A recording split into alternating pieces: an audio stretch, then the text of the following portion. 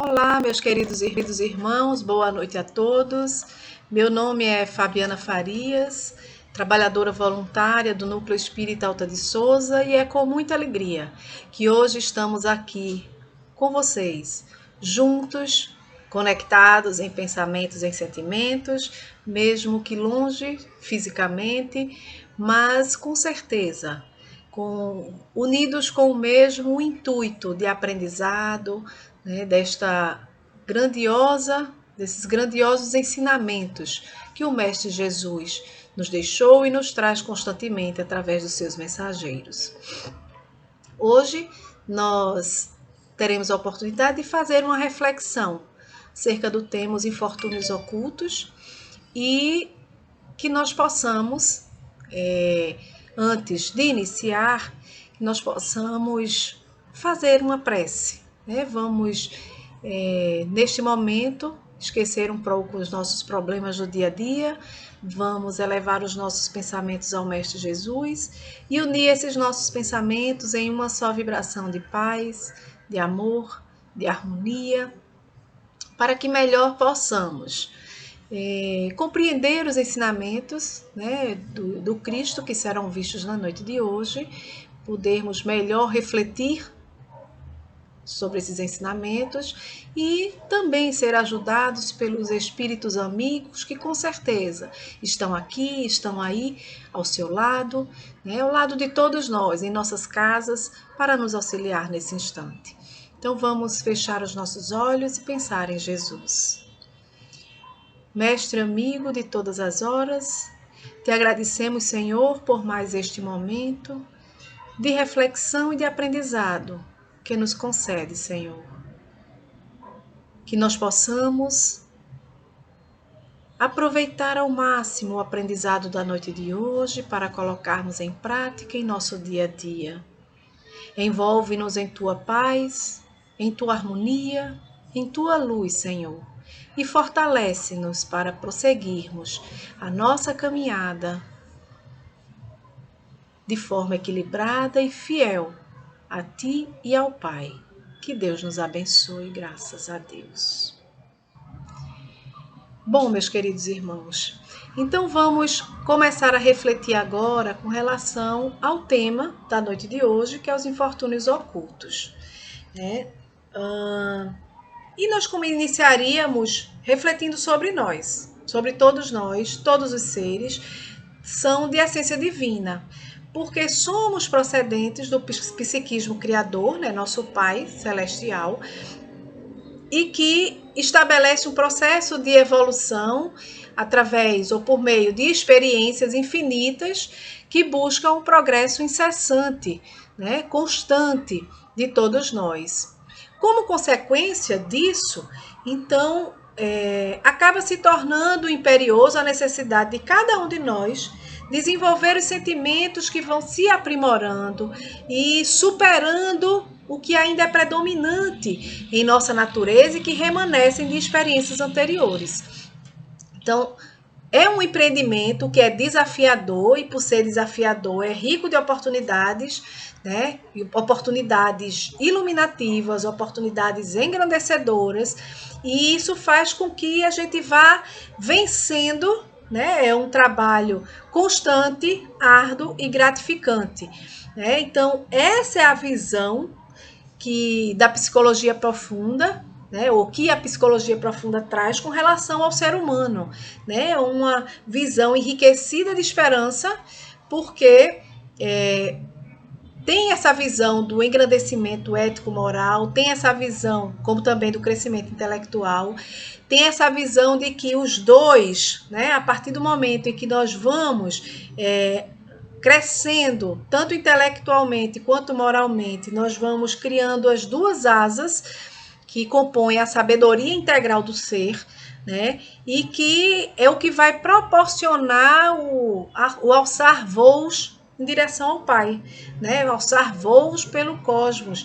né? Em direção ao infinito da evolução. Então, esse trabalho árduo, gratificante, mostra que, à medida que a gente vai se liberando de um impositivo, torna-se mais factível vencer o próximo. Então, eu venci uma dificuldade aqui, então eu me sinto mais capaz, né? Uma questão de fortalecimento íntimo. Não, eu tenho então condições de vencer o próximo obstáculo. E assim vou vencendo de um a fim de conseguir ampliar os nossos recursos de iluminação interior. Né? Então, com isso, nós vamos atingir a meta que todos nós estamos fadados a alcançar, que é a perfeição. E assim, em outras palavras, né, em outros momentos, principalmente antigamente, era alcançar o reino de Deus. Então eu vou fazer esse trabalho para alcançar a felicidade, para alcançar o reino divino. Né? E isso era uma preocupação desde a época de Jesus, né? Onde os seus próprios discípulos, eles pensavam, né, na melhor forma, como se preparar para esse reino divino, né, para chegar lá, nesse reino divino. Então, certa vez, eles estavam exatamente explanando sobre isso, e aí as ideias eram bem interessantes, como, por exemplo, Filipe achava que precisava realizar meditações, né? Tiago, maior, né, que era o mais velho, ele acreditava que o ideal era o retiro espiritual, né? Já João tinha que ser uma adoração constante, né? Chegando até aquele extremo de que você devia sair ou abandonar suas atividades profissionais a fim de poder ficar entoando continuamente hosanas ao Pai Celestial. E Bartolomeu, né, destacava a necessidade de se fazer o jejum incessante, inclusive de se abster de ter contato com as pessoas impuras, as pessoas de má vida, né? E achavam até, os discípulos de uma forma geral, que eles deviam se isolar, né, numa zona inacessível ao pecado. Então, desta forma, eles conseguiriam, né, atingir o reino divino. E eles conversavam e Jesus apenas ouvia, até que em um determinado momento Simão pediu, né, ou solicitou uma manifestação direta de Jesus sobre o assunto. Né? E aí o Cristo, como um grande pedagogo, né, ele não chegava já com a resposta, né? Ele formava a resposta a partir do conteúdo de cada um dos seus aprendizes. Então ele começa a chamar nominalmente, né, os seus discípulos, e aí ele começa por Pedro e diz: ó Pedro, qual é a água que desprende miasmas pestilenciais? E aí Pedro pensa um pouco e diz: sem dúvida, Senhor, é água parada e sem proveito. Tiago, qual é o peixe que flutua inerte na onda? É o peixe morto, Senhor. Ô Bartolomeu, qual é a terra que vai se encher de matagal daninhos à plantação útil? Aí o Bartolomeu pensou e esclareceu, Senhor, indiscutivelmente a terra boa que está desprezada. Porque um solo empedrado, um solo áspero, geralmente ele é estéril. Então, a terra boa, né, vai ter a plantação útil, mas se ela estiver desprezada, os matagais daninhos vão prejudicá-la. E Jesus estava ali satisfeito com aquelas respostas que estavam lhe chegando, porque na realidade estava já formando, né, o que ele iria trazer ao final. E aí ele ainda continua, né? Pergunta a Tadeu. O Tadeu, qual é a túnica que se converte em ninho de traça destruidora? É a túnica que não está sendo usada, Senhor. Ô Judas, e qual que é que acontece com o talento, né, que é a moeda da época, que é sepultado ou enterrado? Perde-se por inútil, Senhor. E aí ele, com o olhar, né, em Tiago, um dos filhos de Zebedeu, que é o Tiago menor, diz: Tiago, onde se acoitam as serpentes, onde se escondem os lobos? Senhor, nos lugares que estão em ruína, que estão em abandono. E o mestre, né, assim, concorda. E finalmente, olhando para o irmão de Pedro, André, ele pergunta: André, e qual é, em verdade, a função do fermento? Mestre, a missão do fermento é dar vida ao pão. E aí, em seguida, olhando os seus companheiros, logicamente com aquele olhar penetrante, doce, né, que o Cristo tem, provavelmente tinha e tem ainda, quando nos olha, ele acrescentou, né, bem-humorado, e eu vou pedir permissão a vocês para ler aqui. Esse trecho está no livro Jesus no Lar, de Neio Lúcio, né, psicografado por Chico Xavier. E ele responde, ou ele finaliza, porque não responde, ele finaliza juntando todas essas respostas que foi coletada com seus aprendizes, ele finaliza dizendo: o tempo está repleto de adoradores e a miséria rodeia Jerusalém. Se a luz não serve para expulsar as trevas, se o pão deve fugir ao faminto e se o remédio precisa distanciar-se do enfermo, onde encontraremos proveito no trabalho a que nos propomos? O reino divino guarda o imperativo da ação por ordem fundamental. Sigamos para diante e propaguemos a verdade salvadora, através dos pensamentos, das palavras, das obras e das nossas próprias vidas. O todo sábio criou a semente para produzir ao infinito. Desce do alto a claridade do sol, cada dia, para extinguir as sombras da terra. Não é outro o ministério da Boa Nova. Amar servindo é venerar o Pai acima de todas as coisas. E servir amando é amparar o próximo como a nós mesmos. Pautar-se por essas normas em nosso movimento de redenção é praticar toda a lei. Então nós vemos aí, meus queridos irmãos, que a proposta de Jesus, né, naquele instante, é exatamente esse imperativo da ação.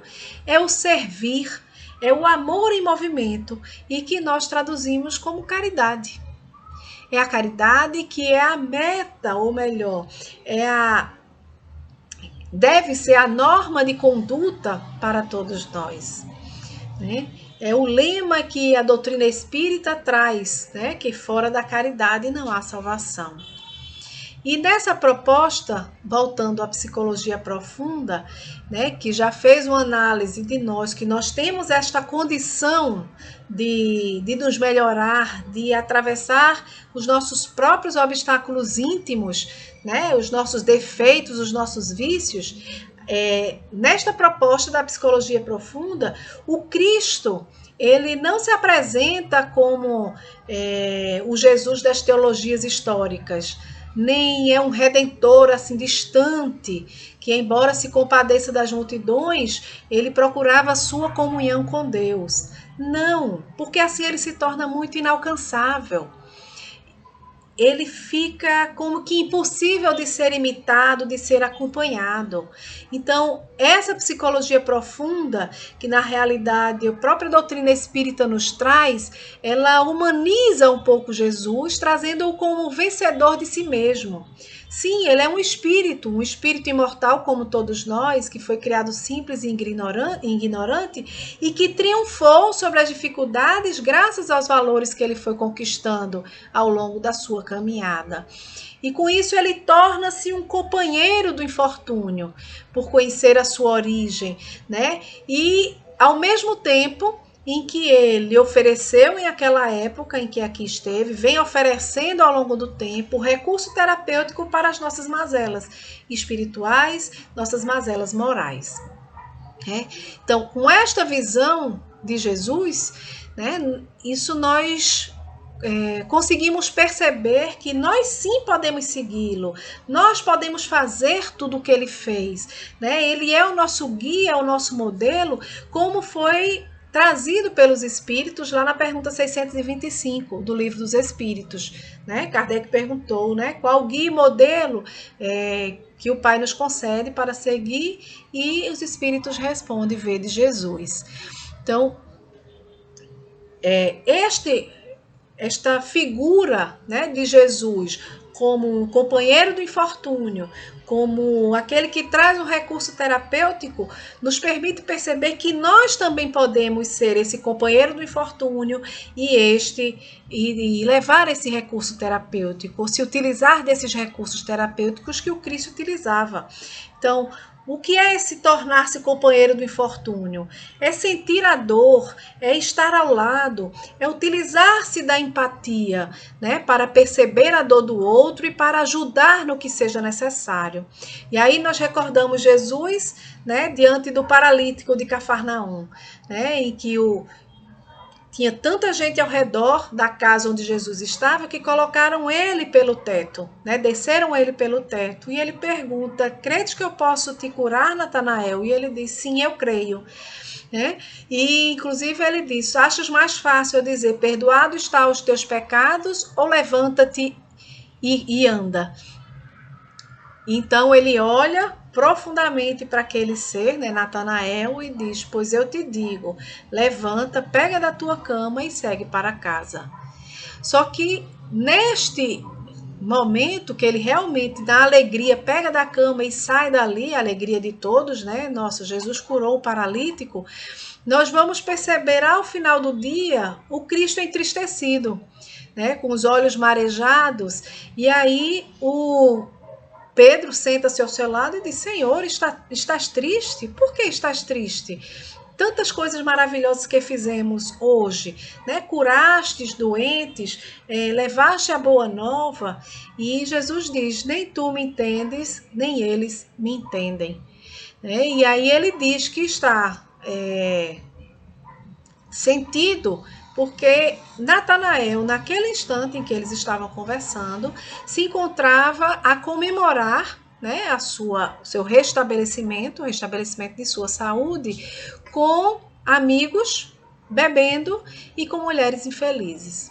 Ou seja, ele não entendeu o perdoado estar os seus pecados. Ele não havia entendido, pega a tua cama e vai para casa. Ou seja, recomeça, reinicia a tua caminhada, né?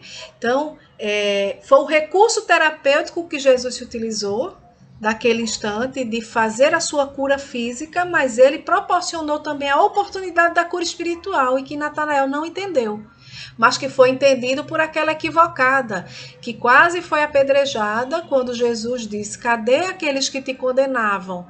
Né? Quando ele fala, né? "Aqueles que tiverem sem pecados, que atire a primeira pedra." Onde estão os que te condenavam? Não te condenaram? Não, Senhor. Pois eu também não te condeno. Vai e não tornes a errar. E ela realmente foi.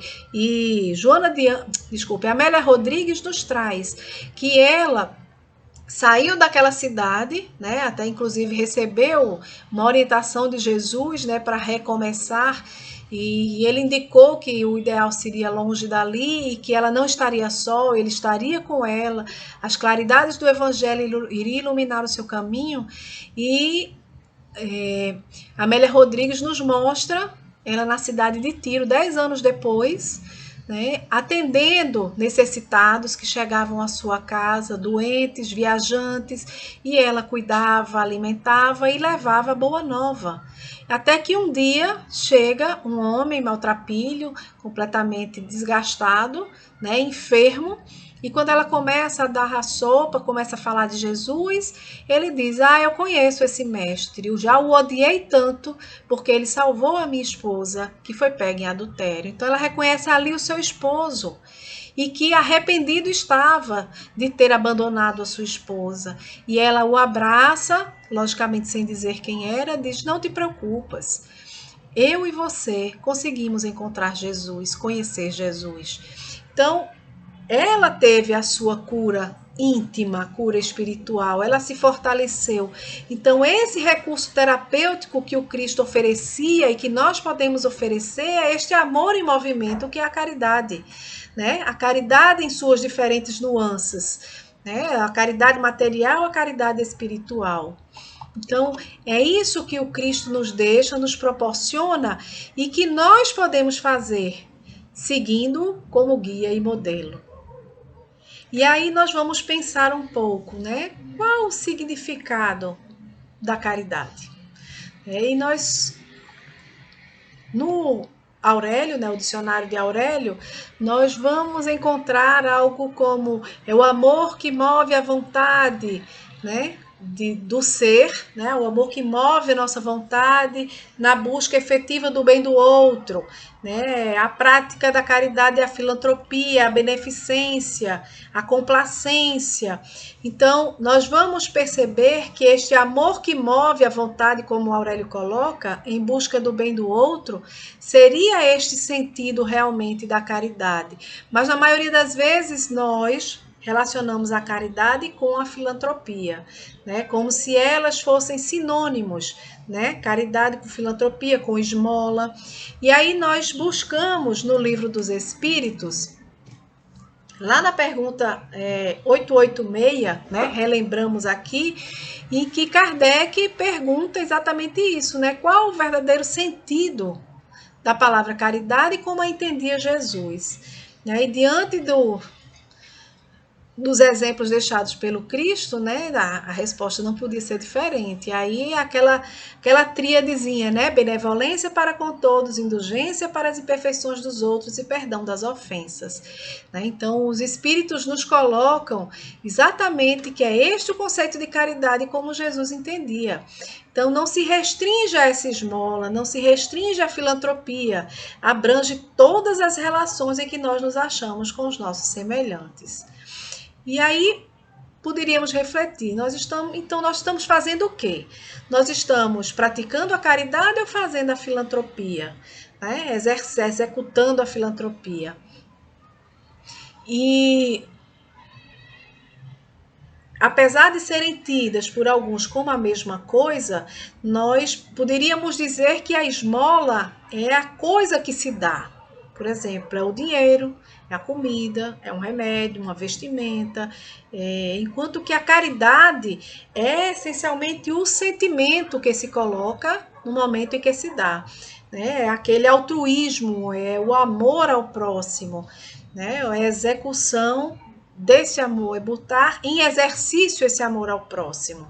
Então, percebendo essa diferença, né, mas querendo uma posição do Espírito de Verdade, então Kardec, lá na pergunta 888, né, ele pergunta aos Espíritos assim, que se deve pensar na esmola? E eu peço permissão para vocês aqui para ler a resposta que os Espíritos deram.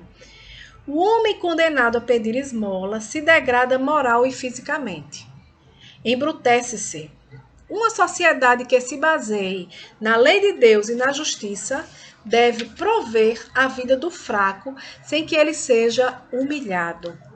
Deve assegurar a existência dos que não podem trabalhar, sem lhes deixar a vida à mercê do acaso e da boa vontade de alguns.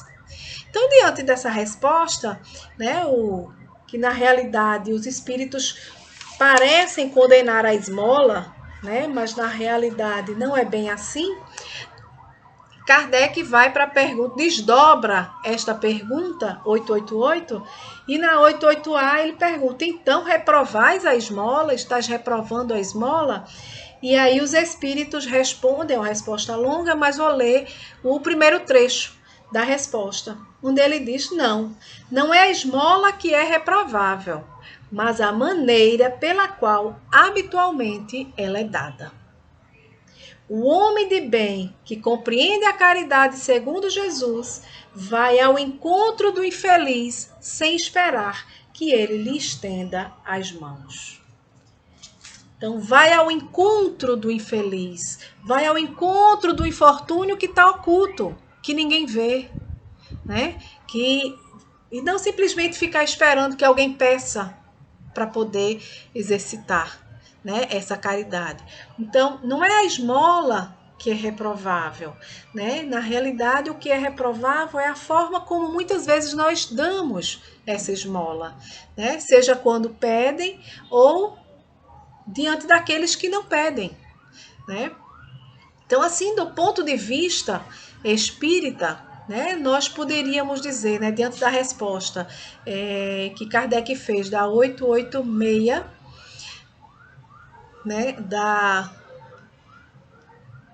dessa 888, né, da 88A, nós vamos perceber que, do ponto de vista espírita, pode haver uma esmola sem caridade, pode haver uma esmola com caridade e pode haver a caridade sem a esmola. Né? Logicamente, vai depender de todo o sentimento que acompanhe, que inspire o modo de agir das criaturas. Né? Então, entre essas esmolas sem caridade, vamos nos pegar a essa, a gente poderia pensar e refletir. Né? Quais seriam essas esmolas sem caridade? Nós poderíamos pensar naquelas doações que muitas vezes a gente mesmo faz, que são arrancadas contra a nossa vontade. Né? Porque nós não conseguimos nos esquivar, nós não conseguimos resistir, né? E aí alguém vem, nos pede, né? Insiste, e a gente olha, tem gente olhando, a gente não quer fazer feio e acaba dando, né? Contra a nossa vontade. Um outro exemplo poderia ser aquele que a gente dá com fins de propaganda, né? Seja para fazer o cartaz de algum político em período pré-eleitoral, seja nosso, seja de alguém que estamos apoiando, seja para exaltar nossa própria personalidade, que a gente quer ter uma fama de santo, de benemérito, de boa gente, né? De perfeito. Ou então aqueles donativos, né? Que seriam outra forma, que a gente faz com total indiferença, né? A gente dá como quem atira algo fora que não nos serve mais. A gente pega, dá assim, não está nem prestando atenção, tá? Então, essas e outras esmolas em que os nossos sentimentos, né, o nosso coração não intervém, não participa, né, é que o apóstolo Paulo quis se referir lá na sua primeira epístola aos Coríntios, tá? Quando disse que mesmo que eu houvesse distribuído os meus bens para alimentar os pobres, se eu não tiver caridade, de nada me serviria, tá? Então é preciso que o sentimento comece a se envolver.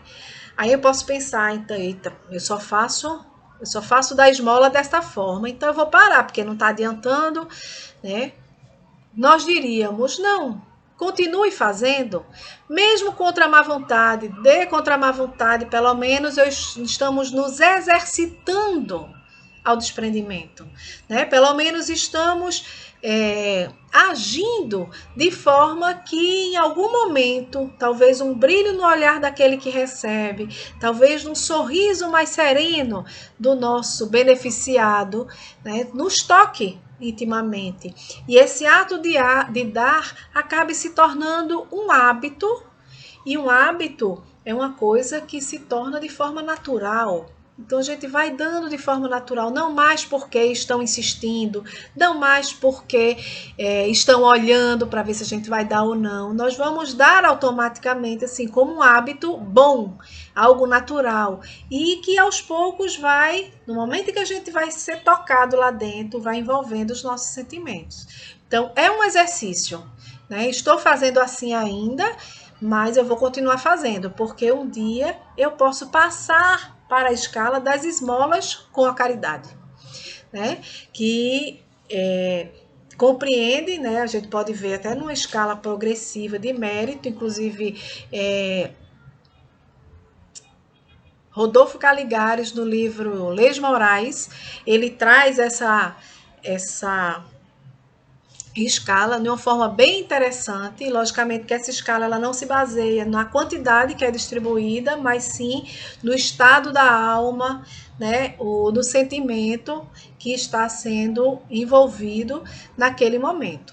Porque na realidade a esmola será tanto mais meritória aos olhos de Deus, quanto mais puro seja o conteúdo caritativo naquele instante do dar, né? Ou seja, quanto mais as escondidas ela é feita, quanto mais delicadeza, né, esteja presente no momento de dar, quanto mais abnegação possa expressar naquele instante, e logicamente quanto menos vergonha ou humilhação cause aquele que está recebendo.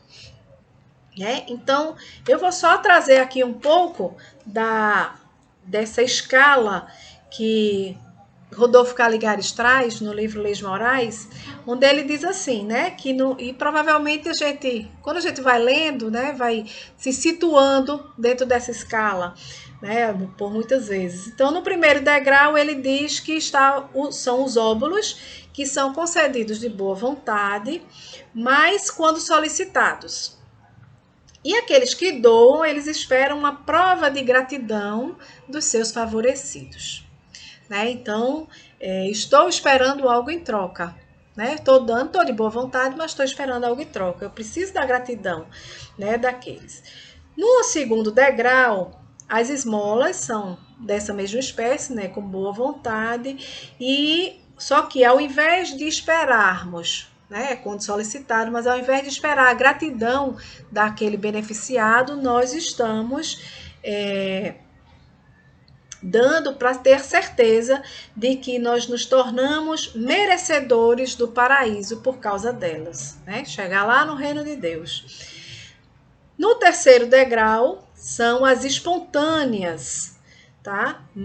Ou seja, não precisa alguém pedir, né? A gente dá espontaneamente, mas não na justa medida dos recursos de que disponha, que nós dispomos, né? A gente dá, mas ainda com a pirangagenzinha. Né? Num quarto degrau, são aquelas que a gente dá com alegria, dentro das nossas possibilidades reais, mas de forma que o favorecido saiba de onde está vindo. Então, eu quero que ele saiba que fui eu que dei. Né? Talvez porque lá no íntimo a gente quer que ele se sinta agradecido. Né? No quinto, já é essa que a gente dá com alegria dentro das nossas possibilidades, mas que a gente não quer que o beneficiário tenha conhecimento de que nós somos o benfeitor. Né? No sexto degrau, seriam aquelas que se realizam em absoluto anonimato e de tal maneira que nem o dispensador de benefícios conheça, ou seja, nem nós que estamos beneficiando conheça quem está recebendo, nem aquele que recebe conheça quem é que está lhe beneficiando. E no último degrau, no sétimo, seriam aquelas que ao invés de simplesmente socorrer o pobre, né, os enfermos, ou seja, os necessitados de todos os matizes, eles concorrem para eliminar a pobreza, a enfermidade e os demais aspectos da miséria humana, ou seja, é um patamar lá em cima, onde ele vê o todo, né? Então ele trabalha em benefício do todo, da sociedade como um todo, né? Ensejando novas e mais amplas oportunidades de educação, de trabalho, elevando física, mental, espiritual e socialmente todas as criaturas do mundo, né? Para que eles se sintam cada vez mais a alegria de viver. Então, essa seria uma gradação que ele coloca de forma assim, um pouco que pedagógica, mas que aí a gente acaba se encontrando um pouco num desses degraus, né? Então, é um exercício, percebe que nesses degraus são exercícios, né? Primeiro eu dou de boa vontade, mas eu quero que ele me agradeça. Depois eu dou, mas eu espero que Deus me recompense, né? Então eu vou nessa gradação. Eita, eu tô nessa situação ainda esperando um agradecimento. Ah, meu Deus, continue assim. Porque em algum momento nós vamos nos modificando. Lembra aquela visão do ser humano em que nós, quando conseguimos passar por um empecilho, a gente se sente fortalecido e consegue transpor o próximo? Pois bem, e o Cristo, ele não agia nessa caridade ampla, né, sem esperar nada em troca, muito pelo contrário, né, o que ele veio em troca foi completamente o contrário das suas atitudes. Então, nós podemos chegar lá, nós podemos ser assim. Né? E aquela caridade sem esmola, né, que a gente tinha falado, em que será que ela consiste? Né? Como é que ela pode ser praticada? Vede Jesus. Né? Então, o cultivo das virtudes cristãs. Né? Há inúmeras formas de exercitar e, como nos diz Kardec, né, não existe ninguém que no pleno gozo de suas faculdades não possa prestar um serviço ao seu próximo, um serviço qualquer, possa fazer um consolo, possa minorar um sofrimento físico ou moral, fazer um esforço útil em benefício do próximo, em benefício do outro. Né? Então, todos nós temos essa condição de fazer a caridade. Então, sabemos que, lógico, se a gente tem o dinheiro, né, tem os bens financeiros, lógico que isso pode transformar-se em toda sorte de bem e utilidade de consumo e faz-se um precioso elemento para a caridade, né? Mas nem sempre esse bem material, ele é o recurso mais apropriado para estancar uma lágrima, para curar uma ferida, para minorar uma aflição, né? Porque existem males e muitos, né, infinitos, em que as boas qualidades do coração, elas valem muito mais ou operam melhor, vamos dizer assim, do que todas as riquezas materiais. Então precisamos ter isso em mente, né? E esta caridade, né, que muitas vezes se emociona e que vê impulsos generosos nas grandes calamidades, no sentido de reparar esses desastres, né? Mas a par desses grandes desastres tem aqueles pequenos e que estão ali desapercebidos, né? São infortúnios que são discretos, que são ocultos, né? E que a verdadeira generosidade ela sabe descobrir, sem esperar que peçam a assistência. E aí, quando a gente lembra em infortúnios ocultos, né? Então a gente pensa naquela passagem do Evangelho e que, assim, muito me marcou durante a minha infância, porque no Evangelho no Lar, quando era lido, eu achava lindo aquela historinha, porque é como uma história, e eu ficava até decorando, né, as palavras, ou quando ia assistir a palestra com a minha mãe, e era esse tema, né, que era abordado e que a pessoa lá na frente lia, e eu ficava memorizando e repetindo aquelas palavras, né, e né, aquela palavra, quem é esta mulher de ar distinto, de traje tão simples, embora bem cuidado, e que traz em sua companhia uma mocinha tão modestamente vestida, né? Então ela entra numa casa, né, de sórdida aparência, onde sem dúvida ela é conhecida, porque à entrada todos a saúdam com alegria, a saúdam respeitosamente. Aonde ela vai? Aí sobe até a mansarda, onde jaz uma mãe de família, né, cercada de crianças, e que a sua chegada refugia a alegria naqueles rostos emagrecidos. Então, ela vai ali para acalmar todas as dores. Ela traz o de que necessitam. E é interessante que o texto diz assim: ela traz o que necessita acompanhado de meigas e consoladoras palavras, para que fazem com que seus protegidos, que não são profissionais da mendicância, não fazem, né, não pedem, eles aceitem o benefício sem corar, né, ou seja, sem se sentir humilhados, né? O pai, continua a historinha lá, né, a mensagem.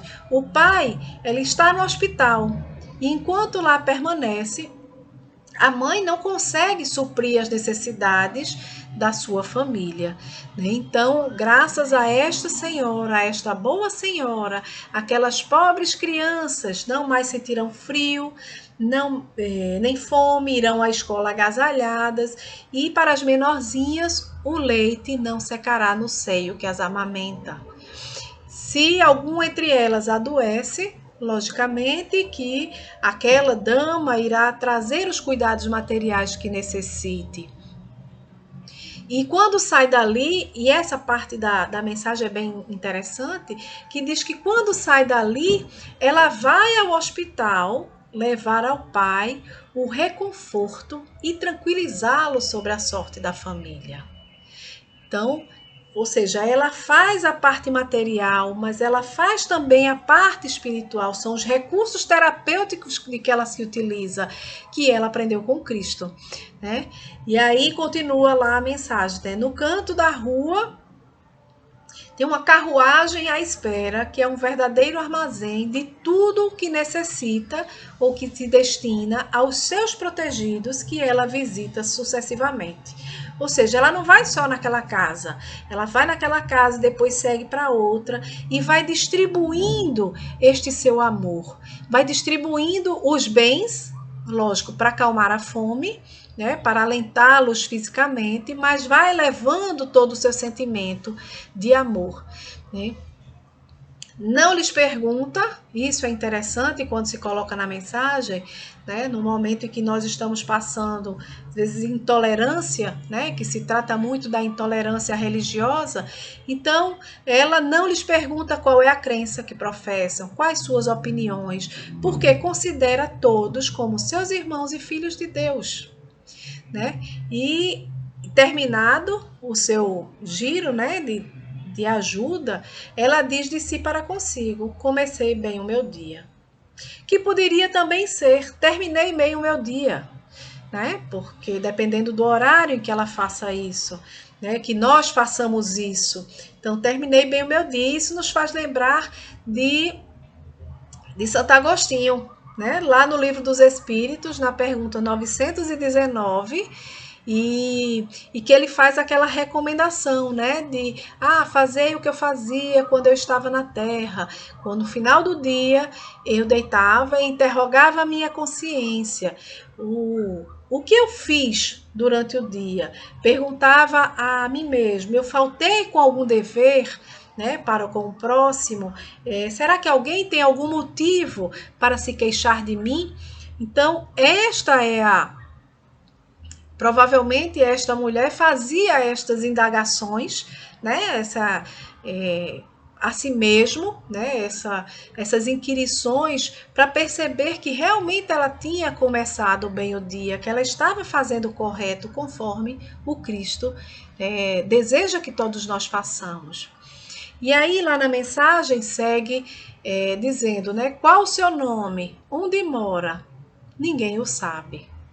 Ninguém o sabe, mas para aqueles infelizes é o anjo da consolação. E à noite, um concerto de bênçãos se eleva em seu favor ao Pai Celestial. Católicos, judeus, protestantes, todos a bendizem. Por quê? Porque precisamos lembrar de que nós não estamos fazendo isso para receber algo em troca. Então não precisam saber o nosso nome, não precisam saber onde nós moramos, não precisamos desse reconhecimento, né? Precisamos lembrar também que nem sempre o mais necessitado é aquele que pede, né? Essa família estava ali passando por necessidade, o pai no hospital, e ela soube encontrar. Porque muitas vezes eles não são esses profissionais da mendicância, como coloca na mensagem, né? Eles têm o medo de serem humilhados, eles têm vergonha, né? E muitas vezes sofrem sem se queixar. Então, é a esse que o homem verdadeiro e humano, a verdadeira caridade, sabe procurar, sabe ajudar sem ostentação. E é isso que essa senhora da mensagem do Evangelho faz. Ela é um exemplo da vivência de Jesus. Por quê? Porque todo o ministério do Cristo é de esperança, é de compaixão, é de auxílio, é essa movimentação pela ação do bem, e ele buscava minimizar ou anular essas ocorrências dos infortúnios ocultos, essas criaturas que estavam sofrendo. Quando ele trazia um ensinamento, era para tocar a cada um, para dar o consolo, o alívio que eles estavam precisando. E cada pessoa que o Cristo se acercava, ou se acercava dele, ele tinha essa capacidade de penetrar o coração, de penetrar a mente, e sem humilhar ou sem se orgulhar, ele conseguia oferecer esse combustível de amor para uma transformação interior, como aconteceu com aquela mulher equivocada, como aconteceu com Maria de Magdala e com tantos outros. É uma transformação que deveria se operar em cada um deles. E mesmo quando isso não acontecia, como aquele paralítico de Cafarnaum, em que o Cristo chorou porque ele teria que responder, né? Como o jovem rico que não aceitou deixar tudo e segui-lo naquele instante e veio a falecer na corrida de biga. Então, quando isso não acontecia, ele estimulava a si mesmo o seu prosseguimento, porque ele sabia que eram espíritos imortais e que um dia isso poderia ser alcançado.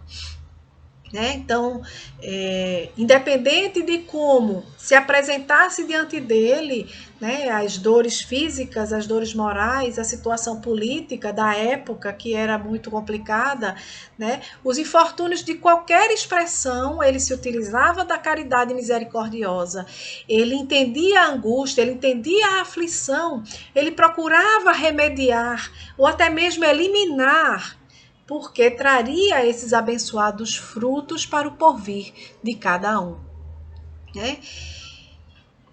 E é interessante quando a gente pensa nos dias de hoje, né? Nos dias de hoje nós vemos personagens anônimos que estão vivenciando Jesus durante essa pandemia e no mundo inteiro. Né? A gente fala, porque o mundo está pior, não está pior. Basta que nós olhemos o que está acontecendo. Então, os programas televisivos, né, principalmente no início da pandemia, para não trazer só as notícias tristes, muitos jornais traziam exemplos inspiradores, né, de auxílio ao próximo.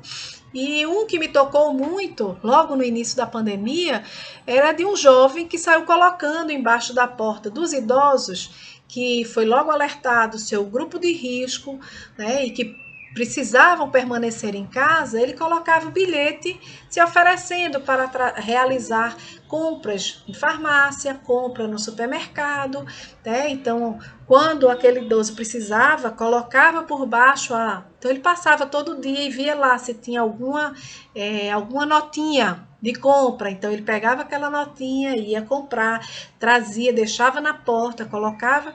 Então, assim, ele se predispôs, ele não estava pagando, cada um pagava o seu, mas ele era um instrumento para que aquelas compras chegassem àquele grupo de risco, né? Ou então aqueles donos de restaurante, onde tudo teve que ser fechado, nada mais funcionava, né?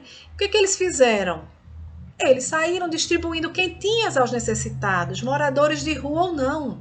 E aí nós lembramos nos Estados Unidos, né, em que ia batendo de porta em porta, porque muitos eram daqueles que têm um emprego diário, então recebe pelo dia de trabalho e não estavam podendo trabalhar. Então não tinham dinheiro para comprar seus alimentos. E aí eles recebiam esses alimentos em sua porta, pessoas que entregavam as quentinhas, né? E uma outra que, inclusive, eu recebi duas vezes, ligações telefônicas de pessoas que eu não conheço e que ligaram para mim para me trazer palavras de conforto, de fortalecimento, pela forma de falar, né, como se utilizava da linguagem da Bíblia, nós percebíamos que eram protestantes, né? Mas que trazia aquele conforto, lembrava, olha, não fique assim, não fique triste, eu espero que todos estejam bem na sua casa, tenha fé que tudo isso vai passar, Jesus está conosco, Deus está conosco. Então, assim, é algo que contagiava. Ela até pediu desculpa, olha, desculpa eu estar ligando, eu e meu esposo, mas nós pensamos em fazer esse trabalho de tentar alentar as pessoas, né, por telefone, e eu agradeci, elogiei o trabalho, que eles continuassem fazendo isso. Então, são pessoas que se desdobram, que pensam no outro realmente, se colocam naquela função de empatia. E na semana passada, ou na semana retrasada, se não me engano, no Fantástico, um outro caso que me chamou muita atenção foi de um senhor simples. Nós víamos que tinha parcos recursos, tá? E que o que foi que ele resolveu fazer diante do caos que se instalou no estado do Amazonas, mais especificamente ele em Manaus, né? Ele comprou umas garrafinhas de água mineral, colocou para gelar e no dia seguinte foi distribuir em frente aos hospitais, entregando aos familiares de pacientes internados. Ou seja, se desdobrou, se deslocou da sua casa, não tinha muito dinheiro, pegou pouco, comprou água mineral, mas estava ali se doando em benefício do outro, né? Que ele não conhecia e que ninguém estava pedindo. Ele procurou os infortúnios que estavam ocultos. E são pessoas como nós, porque às vezes a gente vê o Cristo, nós ainda colocamos o Cristo, apesar dessa visão da psicologia profunda, nós ainda colocamos o Cristo distante. Mas nós vemos que pessoas como nós também fazem isto, né? Também conseguem realizar, então nós também podemos, né, de buscar esses infortúnios ocultos, de exercer ou de colocar esse amor em movimento.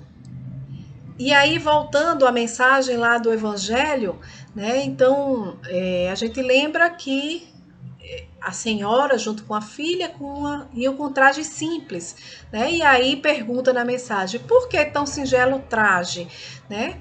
Na realidade, para não insultar a miséria com seu luxo, porque a verdadeira caridade, além de ser espontânea, além de buscar, né, estes que estão ocultos, ela é sempre bondosa, é sempre benévola, está tanto no ato como na maneira como este ato é praticado. Então, um serviço prestado com delicadeza, né, com simplicidade, ela tem duplo valor. Porque se for com arrogância, pode ser até que aquele necessitado aceite, né? Porque a necessidade está obrigando a isso. Aceite aquele benefício, mas o seu coração não se comoverá. Às vezes pode até estar sentindo raiva, né? Por ter que aceitar aquilo ali diante de tanta arrogância. E por que aquela mulher se fazia acompanhar da filha? Né? Para que a filha aprenda como praticar a beneficência. Provavelmente aquela criança, quando crescer, ela vai saber fazer esta caridade, buscando esses infortúnios ocultos, né? E ela também quer fazer a caridade. Então a mãe até lhe diz que podes dar, minha filha, quando nada tens de teu. Se eu passar para ti algo para que dê a outro, qual será o teu mérito? Na realidade, sou eu que estarei dando, né? Não é justo. Então, o que é que ela propõe à filha, né? Façamos assim, quando visitarmos os doentes, tu me ajudas a tratá-los. Ora, dispensar cuidados é dar alguma coisa de si, né? E aprende a fazer obras úteis, confeccionarás roupinhas para essas crianças. Desse modo, estás dando alguma coisa que vem de ti. Então é assim que aquela mãe, né, verdadeiramente cristã, prepara a filha para a prática das virtudes que o Cristo nos ensinou. E nos faz reportar a necessidade da evangelização infanto-juvenil, porque é de cedo que nós começamos a implementar ou plantar essas sementes no coração dessas crianças, desses seres que estão chegando aos nossos braços. É a nossa função, a nossa obrigação de pais. E aí, não só a evangelização infantil na teoria, mas precisa ser na prática, através de nossos exemplos, por meio de nossos exemplos e por nós também estarmos estimulando esta prática da caridade dentro do nosso lar, no ambiente escolar, em que elas fazem parte, né, na vizinhança. Então, assim, mostrar ou movimentá-las de tal forma que elas se sintam úteis e sintam prazer em estar se doando, prazer em estar ajudando o próximo, né? Então, isso faz parte do processo de evangelização infanto-juvenil. É espírita ela? Pergunta na mensagem. Que importa? Em casa, ela é a mulher do mundo porque a posição o exige, né? Ignoram tudo o que ela faz, porque para ela não quer outra aprovação além da de Deus e da sua consciência. Então, certo dia, continua a mensagem, uma de suas protegidas, que andava a vender trabalhos manuais, bate à sua porta. Então, essa última ao vê-la, reconheceu nela a sua benfeitora. E o que é que a senhora faz? Silêncio, ordena-lhe a senhora. Não digas a ninguém, porque falava assim Jesus. E de fato Jesus falava, né? Lá em Mateus, no capítulo 6, versículo de 1 a 4, né, quando ele falava assim das boas obras, da doação de esmolas, né, ele diz, né, que quando derdes a esmola, não saiba a vossa mão esquerda o que faz a mão direita, a fim de que a esmola fique em segredo. E vosso Pai, que vê o que se passa em segredo, ele vos recompensará. E mais adiante, no capítulo 8, né, em Mateus também, quando Jesus cura o leproso, né? O que é que ele diz àquele homem, né? Após a cura: abstente de falar disso com quem quer que seja. Porque ele não queria, ele queria exatamente evitar que houvesse aquelas exaltações daquela multidão que ainda era muito frívola, muito interesseira, que ainda não compreendia a essência da sua boa nova, né? Então, Jesus, nesses momentos, ele lembra de que muitas vezes não, que sempre a ostentação, aos olhos de Deus, vai tirar o mérito do benefício prestado. Então, precisamos não macular a caridade com o nosso orgulho, com a nossa arrogância. Então, dentro desta caridade, não só material, mas aquela que não vai acompanhada da esmola e que todos nós temos condições de executar, nós poderíamos lembrar alguns exemplos, né, dessa caridade sem esmola, que é tão simples, quer dizer, não sei se é simples de fazer, mas que está ao alcance de todos nós, né?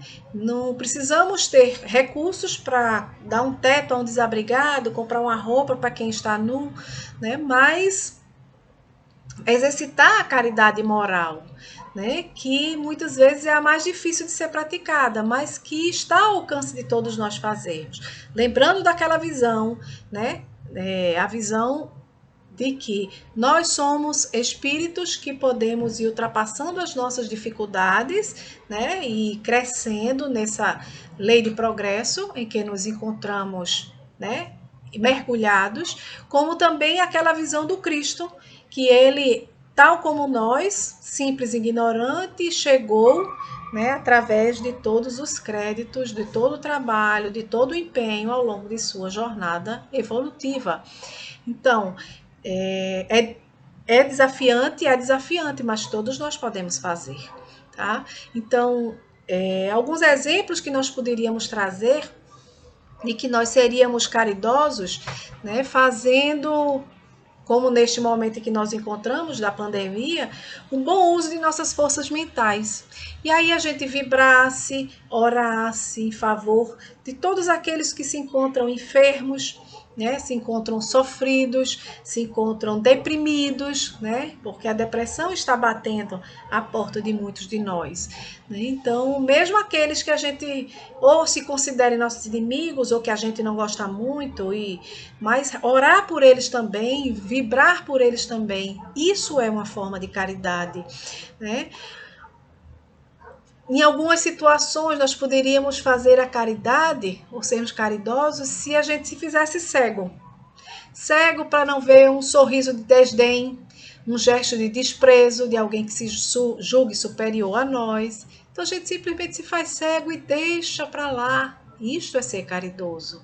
Ou então, sacrificar o nosso tempo para ouvir, né? Sermos ouvidos para alguém, sem o enfado, sem aquele aborrecimento, né? Porque às vezes a gente fala, ai meu Deus, lá vem ele de novo falar. Não, vamos ouvir com carinho, né? Mesmo que a gente saiba que aqueles problemas íntimos que ele nos traz, que ele nos está confiando, a gente nada vai poder fazer, mas pelo menos a gente está dando a oportunidade dele desabafar, pelo menos a gente pode trazer uma palavra de carinho, uma palavra de força, de solidariedade. Olha, tenha fé, isso vai passar, isso vai se resolver, né? Tenha mais calma, tenha tranquilidade, eu estou aqui para o que você precisar. Então, isso já vai ajudar. Ou então, naquele momento, né, em alguns momentos a gente se fazer ouvido, né? Em outros momentos a gente se fazer surdo, quando alguém que quer nos atingir com expressões irônicas, expressões chulas, né? Quer nos atingir de alguma forma, então se faz surdo, deixa passar, né? No trânsito isso acontece muito, né? Às vezes a gente faz uma besteira no trânsito e alguém sai xingando, deixa ele seguir e vamos dizer ainda assim, que Deus lhe acompanhe, vá com Deus, meu irmão, né? Uma outra forma de caridade é disciplinar a nossa língua, né? Quando nos referimos aos nossos irmãos, ressaltar o que existe de bom nos seres, nas coisas, nas situações, nos momentos, né? E não sair passando adiante algumas notícias que, mesmo que seja verdadeira, vai manchar a honra de alguém, né? Vai prejudicar a reputação do outro. Então, a gente ter essa disciplina em nossa língua, que caridade maravilhosa. Ou então, se abster, né? Ainda usando a língua, de ter qualquer juízo apressado do nosso próximo, mesmo que todas as circunstâncias indiquem, né, que ele esteja envolvido, que ele é um culpado, mas a gente não se apressar nesse juízo e não sair espalhando o que nós estamos julgando, não é verdade? Então, deixar um pouco os nossos instantes de prazer, de diversão, né, da frente da TV, para poder fazer uma visita. Hoje em dia a gente não pode estar visitando porque estamos na pandemia, mas fora da pandemia, quando formos liberados, visitar um doente em seu leito ou em sua residência, né, dar um pouco de atenção, de afeto. E neste momento em que não podemos visitar, vamos fazer uma videochamada, né, ou fazer uma ligação, né, para que levar aquela palavra, saber como vai, como está, se está melhorando. Isto é uma caridade.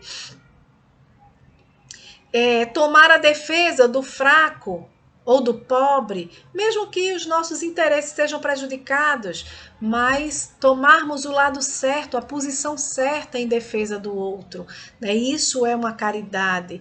É sempre uma outra caridade que precisamos manter nesse instante é o nosso proceder sereno, otimista, para criar em torno de nós uma atmosfera de paz, de tranquilidade, de bom humor que nós estamos precisando. Já estamos tão pesarosos, com tanto sofrimento, vamos criar esse otimismo. A vacina está aí, está chegando, nós vamos passar por isso, nós vamos conseguir superar, né? Endereçar, né, uma palavra de entusiasmo, de estímulo às boas causas, né, que se apresentam. Então, são tantas boas causas que têm surgido nesse momento da pandemia. Então, vamos divulgar, vamos mostrar que vale a pena e não, ao contrário, ficar matando a fé, matando o entusiasmo daqueles que se acham tão empenhados porque nós achamos que não vai dar certo e aí a gente começa já a minar com o nosso pessimismo, né? Então vamos evitar isso, vamos realmente estimular para que as pessoas possam levar adiante os seus projetos, né, os seus sonhos. Uma outra caridade que também se faz bem atual é não tentar ter qualquer benefício ou vantagem, né? Já que em cima de outros que têm um legítimo direito, né, de ser atendido em primeiro lugar, que é o caso das vacinas, dessa ordem das vacinas. Então tem as prioridades e muitas vezes a gente fica querendo furar essa fila para ter o benefício primeiro, né? Porque para nós o que importa somos nós e não os outros. Então, fazer a caridade, esperar a nossa vez. É fazer a caridade e deixar que esses que têm o direito de serem atendidos em primeiro lugar.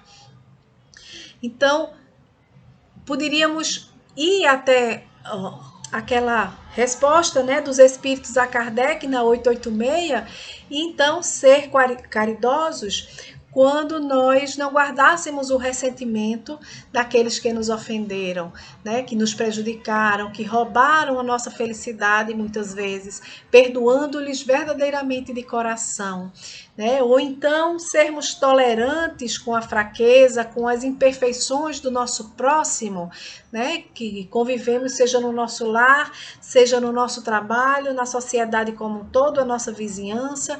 Então, trazer esta tolerância.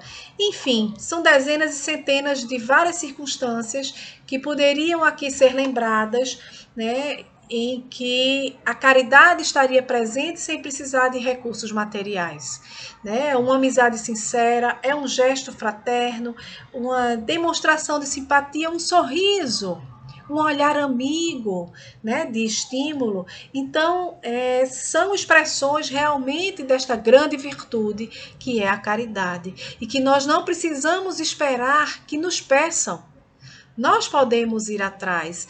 Então, vamos pegar o telefone, não podemos sair, precisamos nos manter, né, no afastamento social. Vamos ligar para um amigo ou mandar uma mensagem. E aí, está tudo bem? Vocês estão bem? Né? Então, vê como eles estão, demonstra essa amizade, demonstra esse gesto fraterno. Né?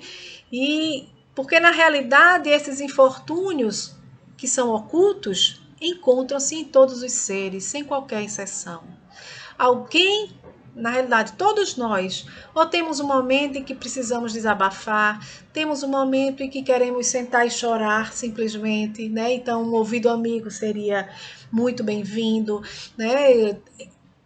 As pessoas estão passando por dificuldades, por desemprego, né? Diante dessa pandemia. Então, todos nós encontramos ou possuímos esses infortúnios ocultos, né? Eles estão em cada ser que nos cerca. É como se fosse um apelo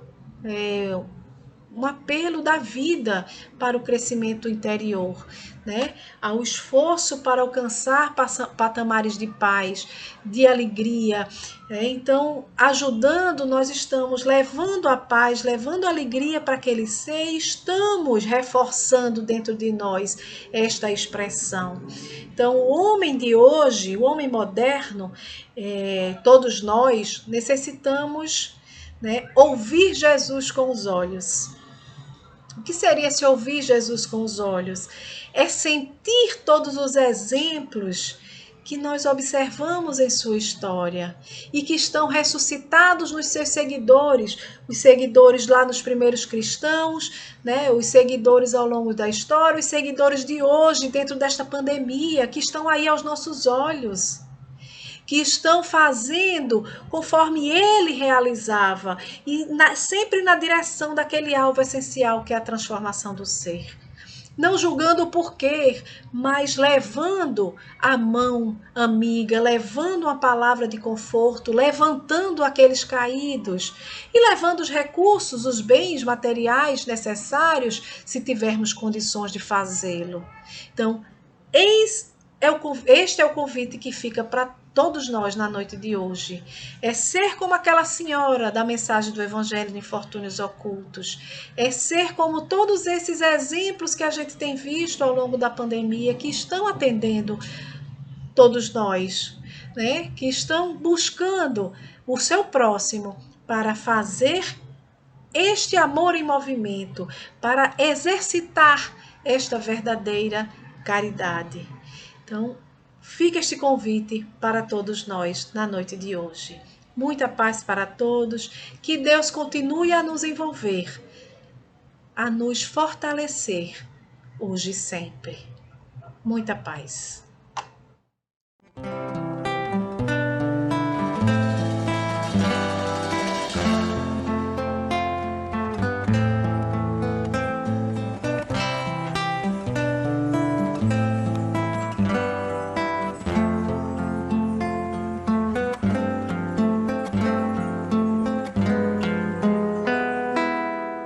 Jesus, no silêncio da prece, teus irmãos a ti pedem paz, para aliviar um pouco as aflições. Senhor, enxugai nosso pranto, precisamos do teu amor e sentir tua presença envolver nossos corações. Por isso, vem, Jesus.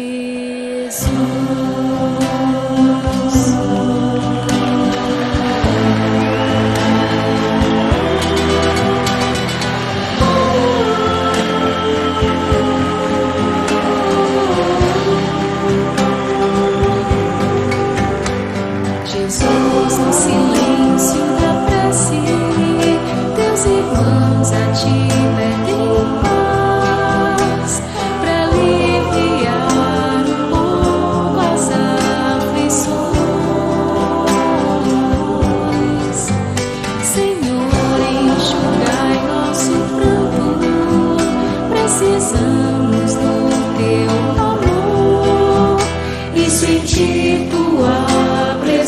coração.